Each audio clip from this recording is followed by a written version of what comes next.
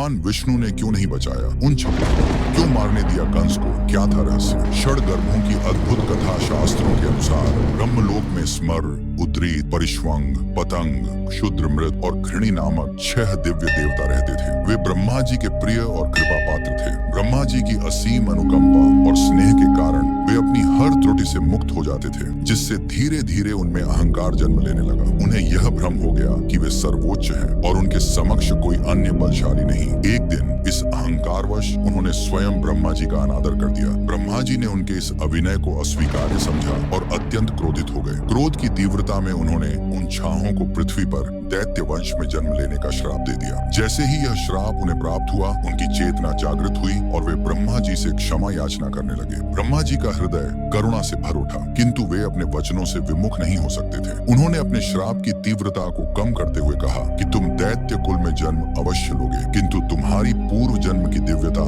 और ज्ञान बना रहेगा। दैत्य कुल में जन्म। समय चक्र के अनुसार वे छहों देवगण हिरण्यकश्यप के पुत्र रूप में जन्मे। चूंकि उन्हें अपने पूर्व जन्म की स्मृति थी, उन्होंने किसी भी अधर्ममय कार्य में संलग्न न होकर निरंतर ब्रह्मा जी की तपस्या में लीन रहने का निश्चय किया। उनके अखंड तप से प्रसन्न होकर ब्रह्मा जी ने उन्हें वरदान मांगने का अवसर प्रदान किया। दैत्य योनि के प्रभाव से उनके भीतर कुछ अंशों में असुर भाव जागृत हो गया था। अतः उन्होंने एक ऐसा वरदान मांगा जिससे उनकी मृत्यु देवताओं या गंधर्वों के हाथों न हो, न ही वे किसी रोग या शारीरिक कष्ट से मृत्यु को प्राप्त हों। उनकी इस याचना को ब्रह्मा जी ने स्वीकार कर लिया और थास्तु कहकर अंतर्धान हो गए। हिरण्यकश्यप का श्राप। हिरण्यकश्यप ने जब अपने पुत्रों को देवताओं की आराधना करते देखा तो वह अत्यंत क्रोधित हो उठा। उसे यह सहन नहीं हुआ कि उसके ही पुत्र, जिन्हें दैत्य कुल में जन्म लेने का सौभाग्य प्राप्त हुआ था, देवताओं की भक्ति में लीन हो। क्रोध में आकर उसने अपने पुत्रों को श्राप दे दिया कि उनकी मृत्यु न तो देवताओं के हाथों होगी, न ही गंधर्वों के, अपितु एक अन्य दैत्य के हाथों होगी। पुनर्जन्म और कंस के अत्याचार।